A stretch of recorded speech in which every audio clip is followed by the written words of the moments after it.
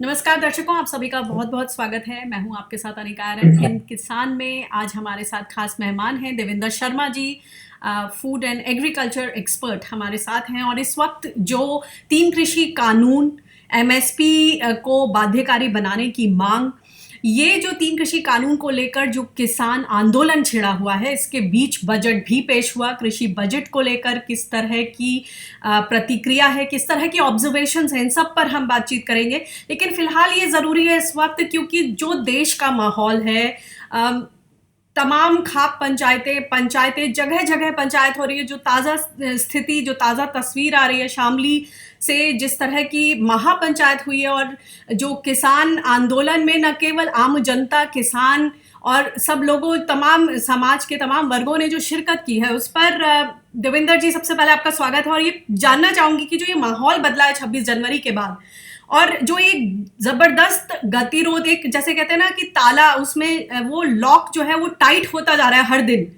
ये चिंता की बात है कि आंदोलन की जो स्थिति है वो इस लेवल पर पहुंच गई है, उस मुकाम पर पहुंच गई है जहां जो बॉर्डर्स हैं उनको इस तरह से सील किया जा रहा है, किलेबंदी, तारबंदी, कील बंदी, कि ऐसा लग रहा है जैसे कि कोई इंटरनेशनल बॉर्डर हो। वहां भी इस तरह की तस्वीर नहीं दिखती है। और दूसरी तरफ जो किसान है और तमाम जो वर्ग है समाज का, वो किसानों के साथ खड़ा हुआ है। और इस तरह की तस्वीरें आ रही हैं जैसे कि हम महापंचायत की शामली से देख रहे हैं, या इससे पहले मुजफ्फरनगर, मथुरा, बागपत, इन तमाम जगहों पर दिखी। सबसे पहले आपका रिएक्शन, ये जो इस समय एक सिचुएशन है, क्या होने वाला है, क्या होगा, कुछ समझ में आ रहा है कि आगे किस तरह की तस्वीर उभर के आने वाली है?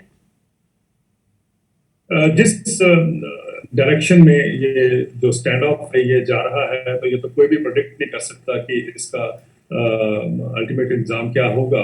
क्योंकि हम देख रहे हैं कि पुलिस साहब ने कहा किलेबंदी हो रही है, और 13-13 लेयर्स की जो फोर्टिफिकेशन हुई है बॉर्डर एरियाज में। और साथ में ये भी हम देख रहे हैं कि महापंचायत और पंचायत, जैसा आपने बिल्कुल ठीक कहा, वो जिस तरीके से एक्सपैंड करती जा रही है, और जिस तरीके से हम देख रहे हैं रिसर्जेंस हो रहा है मूवमेंट का। 26 जनवरी के बाद ये दिख रहा था कि शायद ये मूवमेंट जो है किसानों की बिखर जाएगी, लेकिन जो रिबाउंड पर किसान जो वापस आए हैं, मुझे लगता है कि इसको हम सिंपली डिसमिस नहीं कर सकते हैं। इसको समझना पड़ेगा कि ये क्यों इतना गुस्सा किसानों का जो है अब ज्यादा निकल कर आ रहा है। मैंने देखा कल कर्नाटका राज्य रोहतक संघ के KRS के भी किसान नेता कोडिहरी जी टिकैत जी को मिलने आए थे, और उन्होंने ये कहा है कि 6 तारीख के बाद 4000 किसान कर्नाटका से भी आके गाजीपुर में शामिल होंगे।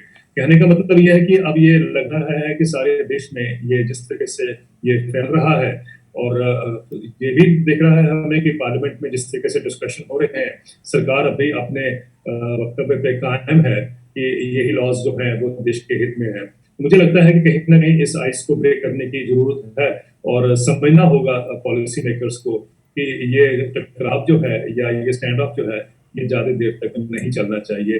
देश के हित में तो यही होगा कि हम एक एमिकेबल सोल्यूशन जल्दी से जल्दी। जी सर, फिलहाल जो मैं कृषि मंत्री नरेंद्र सिंह तोमर जी का एक ट्वीट देख रही थी, जिसमें साफ तौर पे लिखा है कि विपक्ष जो है वो हावी है, वो बातचीत कर रहे हैं कि किस तरह की खामियां हैं। और दूसरी तरफ वो ये पूछ रहे हैं कि इन कृषि कानूनों में काला क्या है। हम तो बार बार ये पूछ रहे हैं कि इसमें काला क्या है।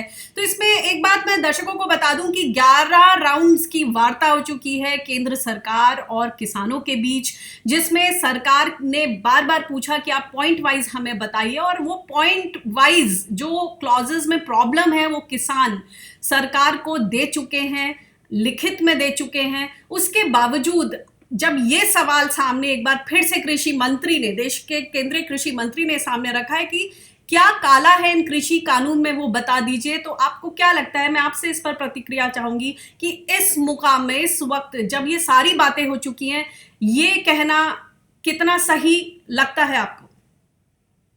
देखिए, ये तो आपने अपने आप स्पष्ट कर दिया है कि जब 11 राउंड्स में सरकार ने मान लिया था अमेंडमेंट्स करने के लिए, तो फिर ये कहना कि ये रिफॉर्म्स जो हैं या जो लॉज हैं ये बिल्कुल ठीक है, इसमें कोई कमी नहीं है, तो ये दर्शाता है कि भाई हमारा जो एक सोच है हमारे देश की या हमारे पॉलिसी मेकर्स की, वो उससे पीछे हटने को तैयार नहीं है कि भाई जो उन्होंने एक स्टैंड ले लिया है। मुझे लगता है कि इस प्रेस्टीज इशू से आगे हमें बढ़ना चाहिए और देखना चाहिए कि भाई आफ्टर ऑल इतना बड़ा आंदोलन जिसके ऊपर दुनिया का भी फोकस है, वो क्यों नहीं हम उसको सुलझाने की जल्दी करें। एक बात तो ये है। दूसरी बात ये है कि सरकार को ये चाहिए और ये भी समझना चाहिए कि जो हम ये कहते हैं किसान बरगला रहे हैं, पॉलिटिकल पार्टीज उनको मिसगाइड कर रही है, ये सब बातें हमने सुनी है। लेकिन जब ऐसे बयान आते हैं तो किसानों का जो हम कॉन्फिडेंस है, जो आप सोचते हैं हर बार कि किसान क्यों सरकार की बात नहीं मान रहे हैं, क्यों सरकार की बात ये नहीं मान रहे हैं कि उनकी जमीन नहीं बिकेगी, उनके साथ एक्सप्लॉयटेशन नहीं होगी, उनकी एमएसपी नहीं हटेगी, उनका एपीएमसी नहीं हटेगा। ये सब बातें जो एक तरफ कही जाती हैं और दूसरी तरफ जो ये मान के हम चलते हैं कि किसान शायद समझता ही नहीं है क्या डेवलपमेंट्स हो रही है। अब देखिए, कल परसों में एक 15 फाइनेंस कमीशन की रिपोर्ट पढ़ रही है। रिपोर्ट में लिखा हुआ है कि सरकार को चाहिए कि वे किसानों की जमीन को लीज आउट कैसे किया जाए, उसके लिए प्रावधान किए जाए। किसान वही तो कहते हैं कि हमारी जमीन जो है वो हड़प लेगी कंपनियां। तो जब आप भी खुद ये प्रपोज करते हैं कि भाई आप फार्मर्स की लैंड को लीज करें और उससे लें जमीन, तो मैसेज तो साफ हो गया। हम क्यों सोच के चलते हैं कि किसान हमारा बेवकूफ है या अनपढ़ है या गंवार है, वो नहीं समझता इस इशू को। बल्कि अब की बार बड़ा क्लियर हो गया कि किसान हर बारीकी को अच्छी तरह समझता है, उसके इम्प्लीकेशंस को समझता है, वो दुनिया में क्या हो रहा है उसको समझता है।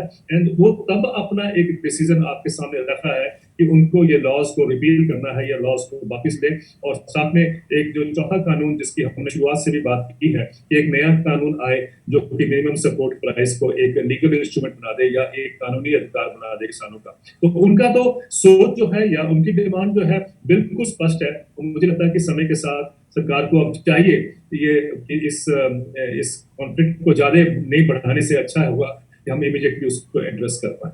सर, इस दरमियान ये एक महत्वपूर्ण डेवलपमेंट ये हुआ है, मुझे लगता है कि जो कृषि के मुद्दे थे, चाहे वो कृषि नीतियां हो या कृषि पॉलिसीज का क्रियान्वयन की बात हो, वो कहीं ना कहीं बैक बर्नर पर थी। उस तरीके से उन पर बात नहीं होती थी, या फिर बात होती थी तो एक किसी वर्ग तक सीमित रह जाती थी जो उससे प्रत्यक्ष तौर से जुड़े होते थे। मगर मुझे लगता है इस आंदोलन के जरिए वो तमाम बातें एक पिटारे में से निकल कर बाहर आई हैं, जिन पर बातचीत हो रही है। जो मैं हमेशा एक मेंटल डिस्कनेक्ट की बात करती थी, आप हमेशा बात करते थे कि जो अगला रेवोल्यूशन है वो जनता के जरिए सामने आएगा।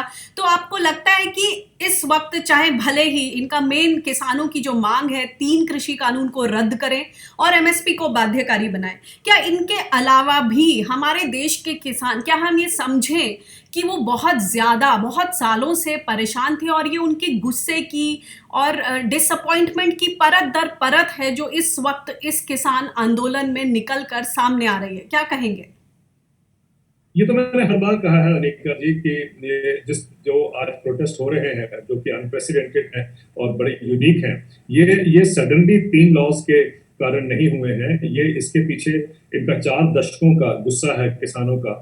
और वो जिसको मैंने हर जगह कहा है कि वो कंपाउंड एंगर है, क्योंकि वो एंगर हर साल बढ़ता गया। एक तरफ हमने देखा कि पैदावार बढ़ती गई हमारे देश में, लेकिन दूसरी तरफ हमने देखा कि किसान की जो इनकम थी वो आइदर फ्रोजन रही या स्टैटिक रही। यानी मतलब अगर हम इन्फ्लेशन को एडजस्ट कर लेते हैं तो किसानों की जो आय है उसमें वृद्धि नहीं हुई, बल्कि वो तो डिक्लाइन में ही गया है। अभी देखिए 2016 के बाद एक नीति आयोग ने खुद एक अपने आंकड़े में कहा है कि 2011-12 और 2015-16 के बीच में, यानी 5 साल के पीरियड में, उनका कहना है कि जो रियल ग्रोथ किसानों की इनकम की हुई है वो आधे % से भी कम हुई है, यानी 0.44% टू बी एग्जैक्ट, यानी ऑलमोस्ट जीरो है। और उसके बाद अपने आप नीति आयोग ने फिर उसके अगले 2 सालों के लिए 16-17 और 17-18 के लिए खुद माना है कि जो इनकम ग्रोथ थी वो नियर जीरो है। यानी आप देखिए पिछले 7 सालों से 8 सालों से अगर इनकम ग्रोथ नियर जीरो है या जीरो है, तो मुझे बताइए किसानों का गुस्सा जो है या आक्रोश जो है वो सड़कों पर आया है। तो वो हमें समझना इसलिए बहुत जरूरी है कि आफ्टर ऑल कब तक हम सोचेंगे कि किसान जो है चुपचाप ये जो एक्सप्लॉयटेशन कह लीजिए या इनजस्टिस कह लीजिए, ये सब सहता आएगा।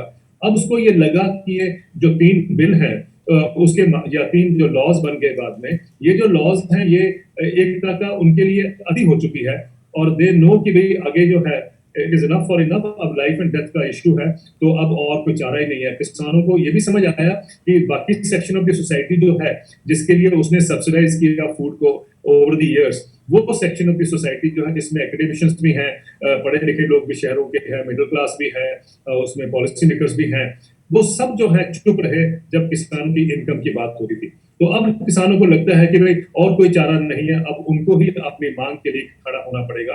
और हमने देख लिया कि कितनी हिम्मत से और कितनी ताकत से वो लोग अभी भी खड़े हुए हैं या खड़े हुए हैं और अपनी आवाज को बुलंद कर रहे हैं। इसका मतलब सिर्फ ये है कि एग्रीकल्चर बहुत क्राइसिस में है, ये हम सब जानते हैं, लेकिन मुख्यतः उसका कारण जो है वो denial of rightful income to farmers, यानी किसानों को वंचित रखा गया है, उनको जो असली आय उनकी मिलनी चाहिए या असली उनको कीमत या दाम मिलना चाहिए। और उसका उसका जो आज ये आप देख रहे हैं रोष सारे देश में, पहली बार ऐसा हुआ कि किसान दाम के लिए या अपनी इनकम के लिए खड़ा हुआ है। दाम के तो पहले भी वो मांगते आए हैं कि मिनिमम सपोर्ट प्राइस हमारा बढ़ाइए या स्वामीनाथन कमीशन को लेके आइए, लेकिन इस लेवल पे एक जो डिस्कोर्स देश का जो है वो आज उभरा है, वो इसलिए उभरा है कि किसानों को ये समझ आ गया कि कोई उनका हिमायती नहीं है, उनको अपने आप ही अपनी लड़ाई जो है वो लड़नी पड़ेगी। जी। एक और बात जो एक आम धारणा जो मेरे आसपास खास तौर से शहरी इलाकों में सोसाइटीज़ में जो लोग रहते हैं, मैं उनकी बात करना चाहूँगी, क्योंकि जब उनसे बातचीत होती है तो ये एक नैरेटिव सुनने को मिलता है बार बार कि पंजाब के तो जो एकदम रिच फार्मर्स हैं वो यहाँ आए हुए हैं क्योंकि उनकी इनकम पर असर पड़ेगा। बार बार ये बात हो रही है। पहली दूसरी बात हो रही है कि ये अन्नदाता कहने का इमोशनल कार्ड बंद कीजिए, क्योंकि जो डॉक्टर्स हैं वो भी लाइफ सेवियर्स होते हैं। तो ऐसे अगर हम करने लग गए तो हर प्रोफेशन की एक अपनी अपनी यूएसपी होती है। तो जो किसान हैं उन्हें अन्नदाता, ये इमोशनल कार्ड कहना बंद कीजिए। तो जो ये इस तरह के तर्क सामने रखे जा रहे हैं, कहीं ना कहीं आपको लग रहा है एक मेंटल डिस्कनेक्ट है, अभी तक भी लोग समस्या की तह तक नहीं पहुंच पा रहे हैं। और जो ये नैरेटिव है कि रिच किसान हैं, एसयूवीज के साथ आए हुए हैं, उनके देखिए आंदोलन में ड्राई फ्रूट्स बट रहे हैं, इसको आप किस तरह से देखते हैं और कैसे हम समझाएं इन दर्शकों को कि आखिर में जो तस्वीर है वो क्या है?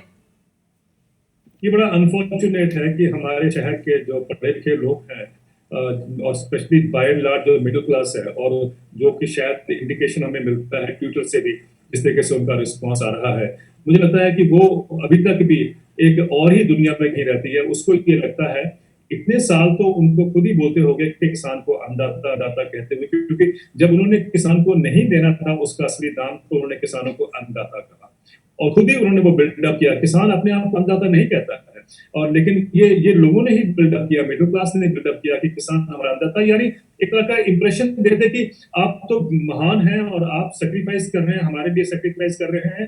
ये कहने के लिए, शायद उसको ढकने के लिए ये अन्नदाता का शब्द उन्होंने ही क्रिएट किया था। दूसरी बात ये है कि ये कहा जाता है कि पंजाब के किसान जो है वो अमीर किसान है, और अमीर किसान जो है ये प्रोटेस्ट को लेके आए हैं क्योंकि उनको लगता है कि उनका जो आगे फ्यूचर है या उनकी इकोनॉमिक्स है वो गड़बड़ा जाएगी जब बड़े कॉर्पोरेट्स आएंगे एग्रीकल्चर में। बड़ी इंटरेस्टिंग बात है कि अगर वो उनको आप अमीर किसान मानते हो, और अमीर किसान को ये भी आप मानते हो कि वो आके 70 दिन आके दिल्ली के बॉर्डर पर वो बैठा रहेगा ट्रॉली में या टेंट में, और फिर आप सोचते हैं कि इतने कड़ाके की ठंड में वो अपना गुजारा कर रहा है। मैं दावा करता हूं कि कोई भी शहर का जो आदमी है, जो रिच तो सारे ही होंगे, मिडिल क्लास तो मिडिल क्लास है, वो उनमें से एक भी दिन आके आपकी हिम्मत नहीं है कि आप उस ट्रॉली में या उस टेंट के नीचे आप एक रात का एक गुजारा कर पाए। कहने का मतलब है ये सोच ही जो है ये इतनी डिस्टॉर्टेड है कि इसका जवाब देना भी मुझे लगता है कि एक बार शर्म आती है कि हमारे देश के लोग ऐसा भी सोचते हैं। लेकिन तीसरी बात ये है कि जिनको आप अमीर किसान कहते हो, उनकी एवरेज इनकम जो है एनएसएसओ के डॉक्यूमेंट से या नाबार्ड के अगर आप डॉक्यूमेंट्स देख लेते हैं तो वो ये कहता है कि तकरीबन 18,000 रुपए महीना पंजाब के किसानों की आय है हर महीने। और अगर 18,000 रुपए को आप देखते हैं तो जो चपरासी की आय है वो भी 18,000 रुपए बेसिक है, लेकिन जब उसको एमोलुमेंट्स देखते हैं तो आप देखते हैं कि वो तो बिल्कुल इनकम टैक्स देता है या इनकम टैक्स देने के हैसियत में आ जाता है। कहने का मतलब ये है कि एक तरफ तो आप किसान को 18,000 रुपए को आप मानते हो कि ये बहुत बड़े अमीर है ये इस इनकम से, और दूसरा आप चपरासी को तो कभी नहीं कहते कि ये बहुत अमीर है। कहने का मतलब बात यह है कि ये जो हमारे सोच में जो ये फर्क है ये इसलिए है क्योंकि मैंने हर जगह कहा है कि the society, educated society, elite society, urban society जो है, it carries A contempt for farmers. मुझे ये समझ नहीं आता क्यों हम एक कंटेम्प्ट कैरी करते हैं, क्यों हमें एक नाराजगी है या हमें एक खुंदक है किसानों से कि अगर इनको कुछ मिल गया तो हमारा क्या होगा। शायद यही डर होगा, क्योंकि आपको लगता है कि जो इंसेंटिव्स या जो सैलरी पैकेट्स किसानों को बजाय आपको मिलते हैं वो कहीं कम ना हो जाए अगर किसानों को उनका हक मिलना शुरू हो गया। मुझे लगता है कि सबसे बड़ा डर मिडिल क्लास के माइंड में यही है कि हमारे हाथ से कुछ चला जाएगा, और इसीलिए वो they want to hold on to it. I am sorry to say this, लेकिन जिस तरीके से गुस्सा मैं देखता हूं शहर के लोगों का है, ट्विटर पे भी आप देख लीजिए, अगर मैं लिखता हूं कि आज 2 किसानों ने आत्महत्या कर ली तो मुझे जवाब मिलता है कि आप ये क्यों बात करते हैं, इनको तो मर जाना चाहिए था, देश के ऊपर ये बोझ है। ये नहीं समझते कि यही जो बोझ है, आज आपको अगर भरपूर पेट खाना मिल रहा है तो you have to be thankful to this farmers. अब देखिए ना, एक ओईसीडी की रिपोर्ट जो है, मैं अक्सर जिसकी बात करता हूं, जो एक्रिया के साथ की हुई थी, वो कहती है कि 2000 और 2016 के बीच में भारत के किसानों को 45 लाख करोड़ रुपए का नुकसान हुआ। मैंने तो कभी नहीं सुना इस मिडिल क्लास ने कहा हो कि भाई इस रिपोर्ट के ऊपर हमें ध्यान देना चाहिए कि किसानों को इतना नुकसान क्यों हुआ।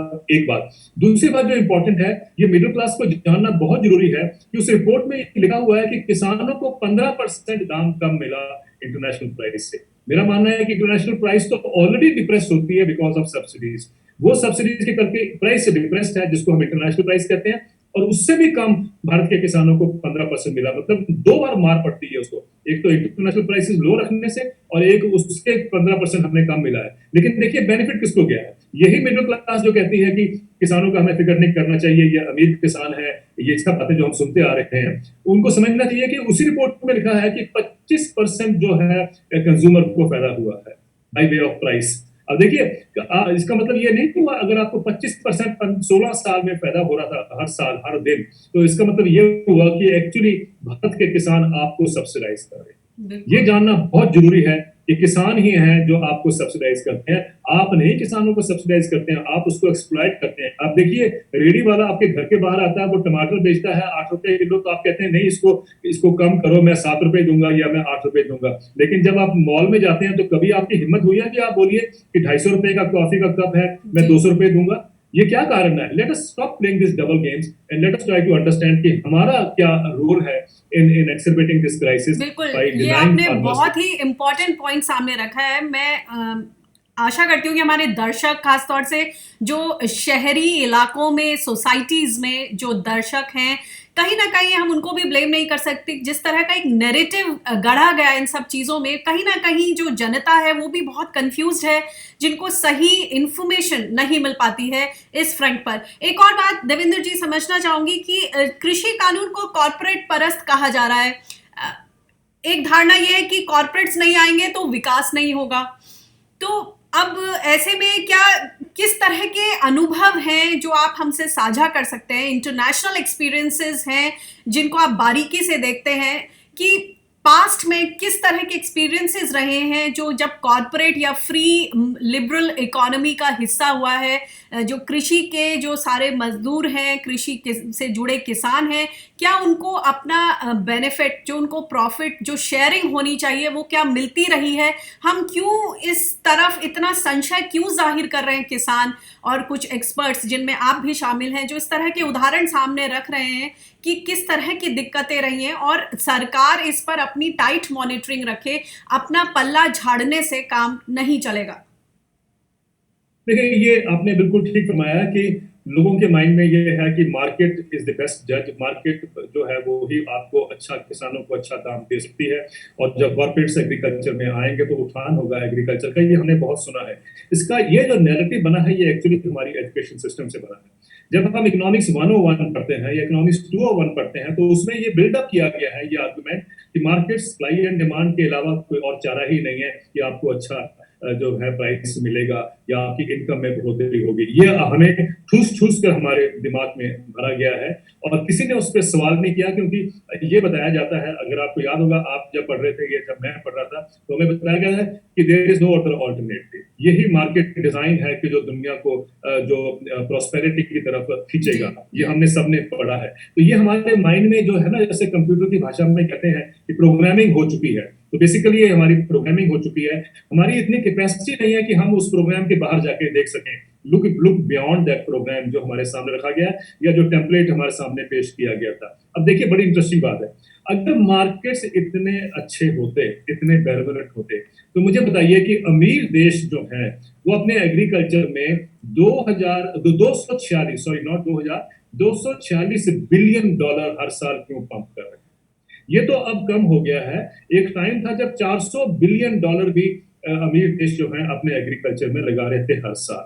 ये क्यों हो रहा है? अगर मार्केट एफिशिएंट है फिर तो पैसे सरकार को लगाने की जरूरत ही नहीं है, ये हम मानेंगे। आज देखिए मैं आज पढ़ रहा था, मैंने एक यूरोपियन कमीशन की रिपोर्ट पढ़ी और मैंने फिर उस पर ट्वीट भी किया। स्वीडन जो है एक छोटा सा देश जिसका हम बहुत जगह उदाहरण देते हैं, स्वीडन के फार्मर्स को जो डायरेक्ट इनकम सपोर्ट मिलती है वो एक्चुअली उनका जो इनकम है किसानों की उसका 54% जो है वो डायरेक्ट इनकम सपोर्ट से आता है। और in the case of life stock तो 73% जो लाइफ स्टॉक इनकम है वो डायरेक्ट इनकम सपोर्ट से आती है। अगर मार्केट्स इतने अच्छे हैं तो मुझे बताइए why does Sweden country like Sweden have to provide direct income support to farmers? और अगर ये सिर्फ स्वीडन में नहीं है, सारे यूरोप में जो है, और स्वीडन में जो डायरेक्ट इनकम सपोर्ट मिलती है वो तकरीबन दुगनी है जो एवरेज यूरोप में मिलती है। अब यूरोप में देख लीजिए 100 बिलियन डॉलर की सब्सिडी सपोर्ट है एग्रीकल्चर के अंदर, और उसके बावजूद भी किसान खेती छोड़कर जा रहे हैं। मुझे याद है मैंने बहुत साल पहले एक कॉन्फ्रेंस एड्रेस किया था यूके फूड ग्रुप लंदन में, और उनकी एक स्टडी मैं आपके सामने रखता हूँ। उन्होंने कहा था कि every minute one farmer quits agriculture. ये यूरोप का हाल है। अब अमेरिका देख ले, अगर अमेरिका में तो मार्केट रिफॉर्म्स 5, 6, 7 दशकों से चल रहे हैं, अगर वो इतने अच्छे होते कि किसानों की इनकम बढ़ रही होती, तो बताइए कि 2020 में 425 बिलियन डॉलर का कर्जा किसानों के सिर पे क्यों खड़ा होता? और वो भी जबकि 1995 से लेकर 2020 तक, यानी इस 25 साल में अमेरिकन सरकार ने 425 बिलियन डॉलर की सब्सिडी और इन्वेस्टमेंट की है एग्रीकल्चर में, और उसके बावजूद भी आज 425 बिलियन डॉलर का कर्जा उनके सिर पे खड़ा है किसानों के। कहने का तात्पर्य यह है कि मार्केट्स दुनिया में फेल हो गए हैं किसानों को इनकम दिलाने में। किसानों की अगर इनकम आपको कहीं लगता भी है कि अमेरिकन फार्मर्स बहुत बहुत प्रॉस्पेरस हैं, या आपको लगता है कि स्वीडिश फार्मर, मैंने आपको उदाहरण दिया अभी, बहुत प्रॉस्पेरस हैं, तो वो डायरेक्ट इनकम सपोर्ट पे खड़े हैं जो गवर्नमेंट्स दे रही है। अगर ये मार्केट्स की हम इतनी प्रशंसा करते हैं, इसके गुणगान इतना करते हैं, तो मैं ये जानना चाहूंगा इन सब इकोनॉमिस्ट से जो कि अपने दायरे से बाहर नहीं निकलना चाहते, जो उन्होंने इकोनॉमिक्स 101 का बनाया हुआ है या उसके ढांचे के बाहर नहीं निकलना चाहते, कि ये जवाब दें कि भाई क्या कारण है कि अमेरिकन किसान, स्वीडिश के किसान, यूरोप के किसान, ऑस्ट्रेलिया के किसान, कनाडा के किसान ये सब्सिडीज के बगैर नहीं रह सकते। अगर आप ये सब्सिडीज विड्रॉ कर लेते हैं तो उनका एग्रीकल्चर कोलैप्स करता है। तो इसका मतलब साफ है कि market is not the answer. हमारे देश में भी हमने कट एंड पेस्ट किया और वो सिस्टम हमने भारत पे चिपका दिया, ये कह के कि ये हमारे नए रिफॉर्म्स हैं। मुझे लगता है कि यही एक छोटी सोच या संकीर्ण कहते हैं अगर आप हिंदी में, तो वो जो सोच है उसका ये आउटकम है। वो हमें इसलिए है क्योंकि हम अपने कंप्यूटर टर्मिनल के बाहर नहीं देखना चाहते। तो बेसिकली आपका कहना है कि एक out of box thinking develop करनी पड़ेगी, तभी जो मौजूदा गतिरोध है उसका कहीं ना कहीं हल निकल पाएगा, क्योंकि कट कॉपी पेस्ट वाली जो फॉर्मूला है या सप्लाई एंड डिमांड का जो टिपिकल एक फॉर्मूला है इकोनॉमिक्स का 101, वो इस तरह से नहीं चल पाएगा। आप कुछ उदाहरण दे रहे थे कि कॉफी ग्रोअर्स के, कोका बीन्स जो किसान हैं, और ये इन सब का किस तरह का अनुभव रहा है, क्योंकि कहीं ना कहीं जिस तरह से इनकम बढ़ गई या वेल्थ बढ़ गई, जो इक्विटेबल डिस्ट्रीब्यूशन ऑफ वेल्थ है प्रॉफिट में, वो कहीं ना कहीं नजर नहीं आ रहा। ये आपने ठीक कहा, लेकिन उससे पहले चलिए हम एक अमेरिका का एक और चित्रण देखते हैं कि अमेरिका में 2013 से लेकर 2020 तक, 2020 आपको याद है कि इलेक्शन ईयर था, तो उस समय तो पिछले राष्ट्रपति डोनाल्ड ट्रंप ने सब्सिडीज इन्वेस्ट की थी, इसमें डाली थी एग्रीकल्चर में, यानी रफली अबाउट 36 बिलियन डॉलर कुछ आंकलन कहते हैं पंप इन किया गया था एग्रीकल्चर में। लेकिन 2020 तक, 2013 से लेकर जो उनकी फार्म इनकम थी, जिसको वो मीडियन इनकम कहते हैं, वो नेगेटिव में थी। अब देख लीजिए ये वो कंट्री है जिसमें कि 2018 में और उससे पहले भी हर 5 साल बाद एक फार्म बिल आता है जिसमें कि मैसिव सब्सिडीज का प्रावधान होता है और मैसिव इन्वेस्टमेंट का भी साथ में प्रावधान होता है। उसके बावजूद भी जो मीडियन इनकम थी अमेरिका में 2013 और 2020 के बीच में, इस पीरियड में वो नेगेटिव थी। आपके सामने है कि भाई that means markets are actually not capable of providing farmers with the rightful income. दूसरी बात देखिए, अब ये लोगों को जानना है, क्योंकि मैं 2 उदाहरण आपके सामने रखना चाहता हूँ कि चॉकलेट एक ऐसा प्रोडक्ट है जो हम सब पसंद करते हैं, और चॉकलेट जो है जब हम खरीदते हैं तो शायद कभी हमने एहसास नहीं किया कि उस किसान का क्या हाल होता होगा जो कोकोआ बीन्स को ग्रो करता है, क्योंकि चॉकलेट जो है आप जानते हैं कोकोआ बीन्स से बनती है। और दुनिया का एक अभी एक स्टडी आई है, उसको कहते हैं कोकोआ बैरोमीटर 2020। उस स्टडी को अगर आप देखें तो उसमें ये कहा गया है कि जो टोटल जो टर्नओवर है कन्फेक्शनरी इंडस्ट्री का, जिसमें चॉकलेट का बहुत बड़ा शेयर है, वो 210 बिलियन डॉलर का है, 210 या 212 बिलियन डॉलर का है। लेकिन जो किसानों को, जो कोकोआ फार्मर्स हैं लैटिन अमेरिका में, अफ्रीका में और सेंट्रल अमेरिका में, उन किसानों को जो डेली इनकम है उनकी परिवार की, वो $1.3 है।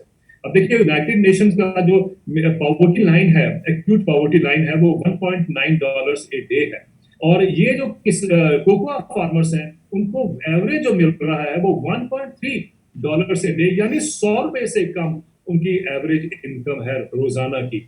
आप सोच सकते हैं कि अभी कि जो आप बड़ा बार खरीदते हैं चॉकलेट का, वो उस $100 से ज्यादा होता है, और $100 से कम एक बार जो आप खरीदते हैं उससे भी कम किसानों को जो है उनकी इनकम होती है। और ये वो इंडस्ट्री है कि जो इतनी इतनी प्रॉफिटेबल है, उसमें प्रोसेसिंग हो या जैसे मैंने आपसे कहा। और मजे की बात है, ये जो इंडस्ट्री है ये एक्चुअली प्रेडोमिनेंटली एक कमोडिटी ट्रेडिंग का एक इसमें एस्पेक्ट बहुत बड़ा प्ले करता है। अगर ये कमोडिटी ट्रेडिंग का आउटकम है हमारे सामने कि भाई किसानों को $100 की भाई इनकम नहीं हो रही है रोजाना, तो मुझे लगता है कि जिस कमोडिटी ट्रेडिंग को हम भारत में प्रमोट करना चाहते हैं एग्रेसिवली, उस पे 2 सवाल खड़े हो जाने चाहिए। लेकिन बात यह है कि जिन्होंने इकोनॉमिक्स 101 पढ़ा हुआ है, वो कभी इस बात को ना जानना चाहते हैं, ना वो कोशिश करते हैं। वो तो अपने चॉकलेट के नए-नए ब्रांड्स में खुश रहते हैं। दूसरी बात देखिए आप कॉफी इंडस्ट्री की। मुझे याद है 2 साल पहले मैं बैंगलोर में जो हमारे देश का नेशनल ग्रोअर फेडरेशन, यानी जो कॉफी ग्रोअर्स की फेडरेशन है, उसको मैं एड्रेस करने गया। तो उन्होंने मुझे कहा पूर्व संध्या पे कि आप हमारे 2 चीजें जो हैं उस पे मुख्य जो फोकस करना अपने भाषण में, कि एक तो हमारा 8,000 करोड़ रुपए का कर्जा है कॉफी ग्रोअर्स का भारत में, जो सरकार को चाहिए माफ कर दे। और दूसरी उनकी डिमांड ये थी कि एमएसपी इंट्रोड्यूस किया जाए कॉफी। तो मैंने उनसे कहा कि मैं तो सोचता था आज तक कि कॉफी ग्रोअर्स जो हैं देश के, वो बाकी फार्मर्स से रिलेटिवली इकोनॉमिकली बहुत अच्छे हैं, और आप ये कह रहे हैं कि भाई आपके पास 8,000 करोड़ रुपए का कर्जा है, और आप ये भी साथ में बता रहे हैं मुझे कि एक वैल्यू चेन्स में आज कॉफी का जो हम देख रहे हैं, जिसकी हम हर जगह बात करते हैं कि जब तक वैल्यू एडिशन नहीं होगा तब तक आपको किसान को अच्छा दाम नहीं मिलेगा। तो वैल्यू एडिशन तो कॉफी में बहुत हुई है। अब तो देखिए ना, स्टारबक्स है, बैरिस्टा है, कॉफी कैफे डे है, आप जाते हैं और आप बड़े प्राउडली आप उसमें 200, 250, 300 रुपए का कॉफी का कप पीते हैं, तो ऑब्वियसली किसानों को उसमें फायदा हो रहा होगा। उन्होंने कहा साहब ये बिल्कुल गलत धारणा है, हम आपको एस्टिमेट करके कल सुबह बताएंगे कि कितना हमें मिलता है उसमें से। और आपको हैरानगी होगी निका जी, जब उन्होंने मुझे नेक्स्ट मॉर्निंग ये बताया कि 250 रुपए के कप में किसानों को $1 जाता है। अब देख लीजिए आप, 250 रुपए का कॉफी का कप और किसानों को $1 जाता है। और ये ऑब्वियसली जो पहले मिडिल क्लास वाले कहते हैं ना, अन्नदाता क्यों कहते हैं, तो अन्नदाता ही हुआ ना जो आपको मुफ्त में ही कॉफी पिला रहा है, ये मतलब कहने का है। और बड़ी इंटरेस्टिंग बात यह है कि कॉफी जो हमारे दुनिया में अगर हम देखते हैं, तो कॉफी इज जो उसका टर्नओवर है वो $102 बिलियन का। सर मैं आपको यहाँ रोकना चाहूंगी। सूर्य प्रताप शाही जी जो मंत्री हैं, उन्होंने अभी हाल में मैं पढ़ रही थी न्यूज क्लिप जिसमें उन्होंने बोला हम वैल्यू एडिशन पर जोर दे रहे हैं, और आप तो प्रिसाइसली वही टाइप का उदाहरण सामने रख रहे हैं। तो जो ये वैल्यू एडिशन की बातें सुनने में बहुत कन्विंसिंग, बहुत अच्छी लगती हैं, मगर अगर इस तरह का हश्र हो रहा है तो फिर हम कहीं ना कहीं एक अंदाजा लगा सकते हैं कि क्या कुछ हो सकता है। शायद यही कारण है कि किसान और उससे जुड़े लोग इसका पुरजोर विरोध कर रहे हैं, कहीं ना कहीं आश्वस्त नहीं है। देखिए, मैं जिस बात को पहले कंटिन्यू, अगर आप मुझे अलाउ करें, मुझे लगता है कि आपकी जो बात है उसका जवाब उसमें भी है। देखिए, अब क्या हो रहा है कि अमेरिका की एक यूनिवर्सिटी है, कुछ इकोनॉमिस्ट हैं जिनको ये समझ आया, उन्होंने इस पे कैंपेन छेड़ा कि कॉफी ग्रोअर्स जो हैं, कॉफी ग्रोअर्स भी इंडिया में भी हैं, अफ्रीका में और लैटिन अमेरिका में, जहां जहां कोकोआ बीन्स होती हैं, वो आप जानते ही हैं, कॉफी बीन्स की हम बात कर रहे हैं। तो वहां पर उन्होंने कहा कि भाई जो 90% जो किसान हैं जो कॉफी ग्रो करते हैं, उनकी इनकम जो वर्ल्ड बैंक और यूनाइटेड नेशंस की जो एक्यूट पॉवर्टी लाइन है $1.9 ए डे, उससे कम है। अब ये इशू नहीं बन रहा था ग्लोबल, तो उन्होंने क्या किया, उन्होंने रिक्वेस्ट किया जो जाने माने इकोनॉमिस्ट हैं जेफरी सैक्स साहब को। जेफरी सैक्स साहब is now taking up that issue कि भाई ये कॉफी ग्रोअर्स को उनकी इनकम मिलनी चाहिए। अब मैं आपसे ये पूछना चाहता हूँ अनिका जी, आप ये सोचिए कि अभी तो ये कमोडिटी ट्रेडिंग का रिजल्ट है कि कॉफी ग्रोअर्स को इस तरीके से उनकी उनको डिनायल ऑफ इनकम, जैसा मैं हर जगह कहता हूँ मार्केट्स करती हैं, वो हो रहा है। लेकिन दूसरी बड़ी इंपॉर्टेंट बात यह है, आप ये देखिए कॉफी और चॉकलेट के केस में अगर आप इमेजिन करो कि इन किसानों को मिनिमम सपोर्ट प्राइस मिलता होता पिछले 20 सालों से, तो आज उनकी इकोनॉमिक हालात कितने अच्छे होने थे। तो क्यों क्यों हम ये सोचते हैं कि उस वैल्यू चेन का, फूड वैल्यू चेन का एक हिस्सा जो है वो उसमें हम क्यों ना निर्धारित करें कि उस वैल्यू चेन को इतना प्रॉफिट तो अपने फार्मर्स को या इतनी इनकम तो उसको देनी देनी है। अगर आप वैल्यू चेन की स्टडी करते हैं तो बहुत इंटरेस्टिंग है। अब बहुत दुनिया भर global value chain, national value chain, ये सब आप देखेंगे, उसमें क्या होता है कि रिटेलर की कितनी उसमें इनकम का शेयर होगा, प्रोसेसर का कितना होगा, पैकेजिंग वाले का कितना होगा, ये सब तो उसमें लिखा होता है। लेकिन किसान का कितना शेयर होगा ये नहीं बताया जाता। ये नहीं बताया जाता। आप देखिए इक्वाडोर एक लैटिन अमेरिका में देश है, आप जानते हैं। इक्वाडोर से उनका केला चलता है और आके यूरोप में बिकता है। यूरोप में जब वो $1 का, मैं यूरोप की बात नहीं कर रहा, मैं $1 की बात कर रहा हूँ, $1 का जब केला बिकता है तो उसमें से किसान का शेयर क्या होता है, 0.02। अब बताइए, अगर 0.02 किसान को मिल रहा है, it's example of a bad value chain. लेकिन जो अच्छी वैल्यू चेन भी है वो 5 या 6% से ज्यादा किसान को नहीं देती है। और बाकी जो है 90 और 95% या 80% से ऊपर वो बाकी जो जो मिडिलमैन है वो ले जाते हैं। देखिए हमारा मिडिलमैन पे अटैक है कि आड़तीय मिडिलमैन है। आप ये देखिए ग्लोबल वैल्यू चेन के जो मिडिलमैन है वो तो और भी ज्यादा they are the big players, और वो ज्यादा एक्सप्लॉइट करते हैं। जितना बड़ा मिडिलमैन है उतना ज्यादा एक्सप्लॉइट करता है। लेकिन हमारी सोच में ये है कि जो धोती कुर्ते वाला मिडिलमैन है वही एक्सप्लॉइट करता है। जो सूट पहन लेता है, ये टाई पहन लेता है, उसको हम बड़ा मानते हैं कि ये हमें बिल्कुल जो है वो अन्याय करेगा। लेकिन ऐसा नहीं होता। ये ड्रेस के अंदर अगर हम एक दूसरे को आकलन शुरू करेंगे तो यही हमारी सोच में जो है एक गैप रह जाता है। जी देवेंद्र जी, एक और बात आपसे समझना चाहेंगे। जब एसेंशियल कमोडिटीज एक्ट में संशोधन हुआ तो इस तरह की बातें हुई, सरकार ने कहा कि वो तो पिछला जमाना था जब बहुत कमी थी हमारे देश में अन्न की, अब तो जरूरत से ज्यादा की उपलब्धता है, तो अब इसकी जरूरत नहीं है कि हम मॉनिटरिंग रखें स्टॉक्स के ऊपर। और इसको बताया गया कि ये बहुत कल्याणकारी होगा। आप इसको किस तरह से देखते हैं? क्योंकि लोगों को जो इस तरह का संशय है, जो इसका विरोध कर रहे हैं, उनका कहना है कि इससे जमाखोरी बढ़ेगी और अगर प्राइवेट कंपनियों के स्टॉक्स के ऊपर कोई मॉनिटरिंग नहीं होगी तो फिर तो स्थिति बुरी हो सकती है, काफी वो मैनिपुलेट कर सकते हैं मार्केट को। आप इसको किस तरह से देखते हैं? तो एक बहुत साल पहले, मेरे ख्याल से 2005 की बात है, क्योंकि 2005 में मैंने एक रिपोर्ट पेश की थी, first 10 years of agreement on agriculture on WTO। उस रिपोर्ट में मैंने एक जिक्र किया था, वो एक ऑक्सफैम इंटरनेशनल की स्टडी थी और मैं वो आपके समक्ष रखना चाहता हूँ। उसने कहा था कि पिछले शताब्दी में, यानी 20th सेंचुरी में, अर्ली 20th सेंचुरी, जब हम 1930-1940 की बात कर रहे हैं, तो अमेरिका में जब एक किसान अपना प्रोड्यूस बेचने जाता था, उसने अगर $1 का प्रोड्यूस बेचा मार्केट में, तो 70 सेंट्स या 70% उसको इनकम मिलता था। और वो उसने कहा कि जब by the end of the previous century, यानी 1900 के एरा में, दशक में, उसने कहा कि वो जो शेयर था किसान का शेयर, वो घटकर 4% रह गया। और ये उस समय की बात है कि जब हम देख रहे हैं कि वॉलमार्ट जैसे या बड़े बड़े जो बिग रिटेल जिसको हम कहते हैं वो आ चुके थे, और बिग रिटेल्स जो हैं वो बिग प्लेयर्स हैं। ऑफ कोर्स हम जानते हैं उनकी कोई स्टॉक लिमिट नहीं थी, और उसके बावजूद भी अगर $1 का किसान अपना प्रोड्यूस बेच रहा है और उसको उसमें 4% शेयर मिल रहा है, तो आप बताइए कि हम जो बात कर रहे थे पिछले शताब्दी के शुरुआत की बात कर रहे हैं, जब 70% मिलता था, तो आप देखिए कितना डिक्लाइन हुआ है। अब आप कहेंगे कि ये कैसे हो गया, क्योंकि ये कहा जाता है अक्सर कि वॉलमार्ट आ गया या बिग रिटेल आ गया तो मिडिलमैन खत्म हो जाएंगे, मिडिलमैन स्क्वीज हो जाएंगे। लेकिन नहीं, ऐसा नहीं हुआ असल में ये कि वो जो it created new battery of middleman. ये बैटरी कौन सी थी? ये सब टाई सूट वाले थे। और ये कौन थे?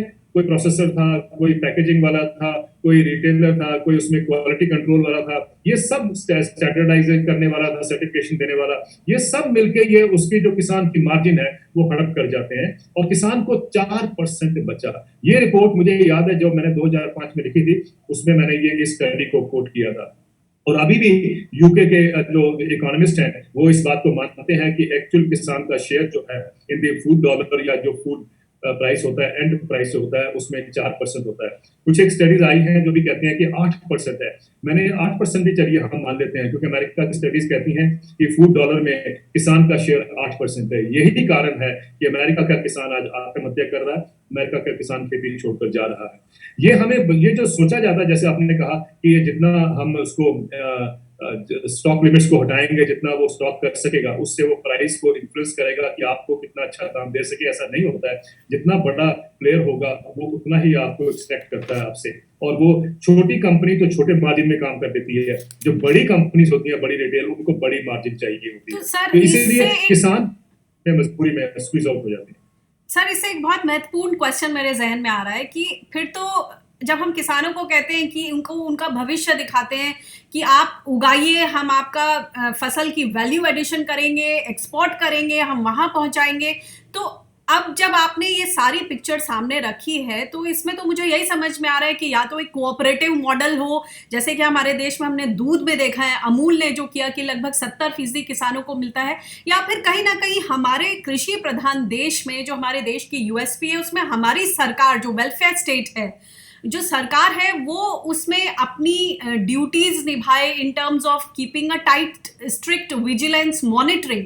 क्या कहते हैं आप? क्योंकि आगे तो बढ़ना है, विकास का मॉडल तो रखना है, तो हमें कहीं ना कहीं इसमें किस तरह की इंटरवेंशन की जरूरत है जो ये सारी चीजें हो, वैल्यू एडिशन भी हो, क्योंकि अब जरूरत से ज्यादा फसलें उग रही हैं, बार बार जो एरिया है ग्रोअर्स का वो बढ़ रहा है, तो इसको हम कैसे एक खूबसूरत मुकाम तक पहुंचा पाए जहां हमारे किसान भी उस प्रॉफिट में एक इक्विटेबल डिस्ट्रीब्यूशन ऑफ वेल्थ हो। I am sure this is a very utopian idea that probably I am talking, but कहीं ना कहीं तो ये ढूंढना ही पड़ेगा इसका आंसर। जो जो आज भारत के किसान जो प्रदर्शन कर रहे हैं, जो इतनी बड़ी मूवमेंट बिल्डअप हुई है, मुझे लगता है कि जाने अनजाने में वो किसान नहीं जानते कि वो क्या कर रहे हैं। उनका तो उनकी छोटी सी डिमांड कह लीजिए, मैं छोटी सी कहूंगा क्योंकि जिस दायरे में हम देख रहे हैं आज इस इशू को, वो ये है कि हमें मिनिमम सपोर्ट प्राइस को आप लीगल कर दीजिए, कानूनी अधिकार बना दीजिए। बेसिकली वो चाहते हैं तीनों कानून रद्द हो जाएं और एक मिनिमम सपोर्ट प्राइस जो है वो लीगल हो जाए। बेसिकली तो उनकी यही डिमांड है ना, और मेरा मानना है कि मिनिमम सपोर्ट प्राइस पे जो है वो इशू जो है फंसा हुआ है प्राइमरीली। लेकिन अब देखिए वो कितनी बड़ी बात कर रहे हैं। जैसे मैंने पहले कहा, जाने जाने में शायद वो नहीं समझते कि आज दुनिया उनको देख रही है, क्योंकि अमेरिका के किसान मुझे फोन करते हैं अनिका जी, कि हम यूरोप के किसान मेरे से बात कर रहे हैं और वो सारे ये कह रहे हैं कि सर जो आज तक हम नहीं कर सके, हम चाहते थे कि हमें भी एक अश्योर्ड इनकम मिले, वो हमें नहीं मिली। लेकिन अगर इंडिया के किसान अश्योर्ड इनकम में लेने में सक्सेसफुल होते हैं तो हम भी अपनी सरकारों पे दबाव डालेंगे कि इंडिया के मॉडल को हम फॉलो करें। अब देखिए कितनी बड़ी बात है, हिंदुस्तान के किसानों ने सोचा नहीं होगा। अब मेरे पास एक ईमेल आता है नदर्न आयरलैंड के जो किसान यूनियन है, उन्होंने मुझे लिखा है और उन्होंने मुझे पूछा है कि क्या हम ये गलत होंगे अगर हम भी अपनी सरकार से मांगे कि हमारी जो cost of production plus profit जो है वो अश्योर किया जाए। देखिए बात चल पड़ी ना। अब देखिए यूरोप का किसान जो है वो आपके सामने मैंने रखा, अमेरिका के किसान मुझे कहते हैं कि साहब हमें ये बताइए कि क्या हो क्या रहा है, ये क्यों प्रदर्शन हो रहे हैं। तो जब मैंने उनको एक्सप्लेन किया कि मेरे समझ में ये हो रहा है, तो उनका ये कहना है कि अगर आप मार्केट इकोनॉमी पे बेस करते हैं अपने एग्रीकल्चर को तो आप सदा ही कर्जे में रहेंगे। और वो कहते हैं कि हमारा हाल देखिए, हमारे परिवार जो है वो कर्जे में पैदा हुए और कर्जे में मरे और कर्जे में सारी जिंदगी गुजारना, उसने मुझे कहा, is actually like hell, is like living in hell. देखिए अमेरिका का किसान भी ये मान रहा है कि कर्जे में जो लाइफ है वो लिविंग इन हेल है। मैंने उसको बताया कि हमारे प्राइम मिनिस्टर हुआ करते थे चौधरी चरण सिंह, जो जिनका ये कहना था कि भारत का किसान जो है वो कर्जे में पैदा होता है और कर्जे में मरता है। भारत का किसान भी कर्जे में मरता है, अमेरिका का किसान भी कर्जे में मरता है, यूरोप का किसान भी कर्जे में मरता है। जो भारत के किसान कर रहे हैं आज जो मूवमेंट उनकी है, वो एक्चुअली उस डेट ट्रैप से किसानों को बाहर निकाल दो।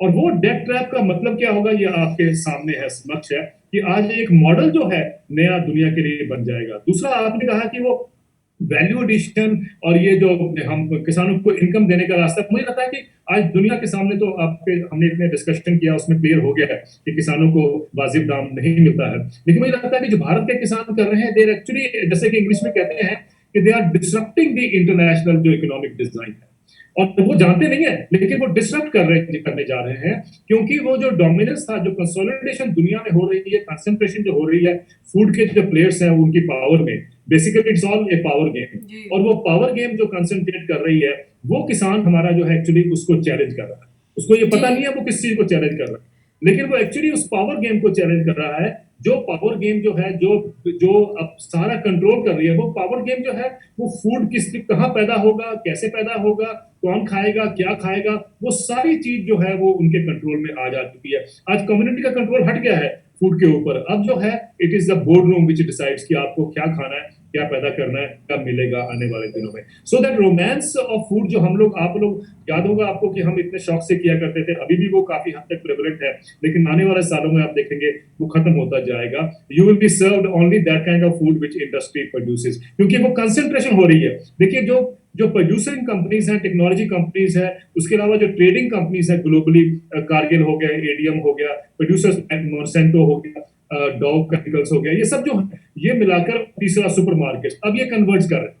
अब ये कन्वर्ट कर रहे हैं, सो दे विल डिसाइड एक्चुअली कि आप क्या खाएंगे, कहाँ पैदा होगा, कैसे पैदा होगा, ये सब करेंगे। तो आई थिंक इंडियन फार्मर्स इस चीज को भांप रहे हैं, इंडियन फार्मर्स रियलाइज कर रहे हैं कि खतरा कहाँ पर है इंटरनेशनली, और वो समझते हैं कि दुनिया में क्या हो गया है। And I think they are standing up for a cause which would bring a lot of, जो आप एक्सपेक्ट कर रहे हैं, जो आप यूरोपियन ड्रीम जिसकी बात कर रहे हैं, वो हमारे किसान आज उसको जाने अनजाने में, अगेन मैं कहूंगा, वो उस चीज को शायद जैसे आपके साथ वो भी उस चीज को मांग रहे हैं। और मुझे लगता है कि ये बहुत बड़ा एक सोची समझी जो सोसाइटी का ही एक ये रोल जो है वो हमारे किसान जो है अदा कर रहे हैं। जी, आपने देवेंद्र जी जो बोला उसको सुनकर मेरे दिमाग में वही शेर आ रहा था कि मैं अकेला ही चला था जानिबे मंजिल, लोग जुड़ते चले गए और कारवां बन गया।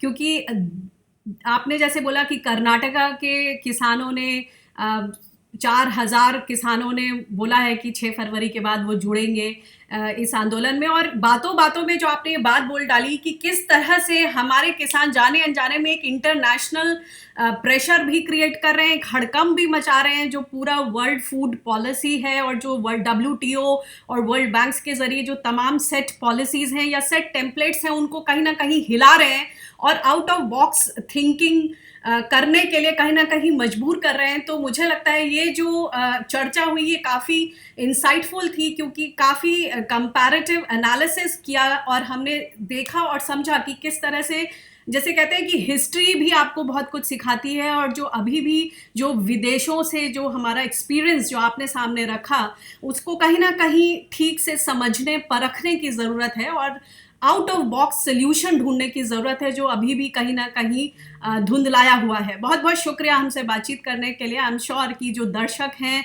और जो पॉलिसी मेकर्स हैं, जो इकोनॉमिस्ट हैं, वो इस डिस्कशन से कहीं ना कहीं इंट्रोस्पेक्ट कर सकेंगे और अपनी समझ बना पाएंगे। नमस्कार।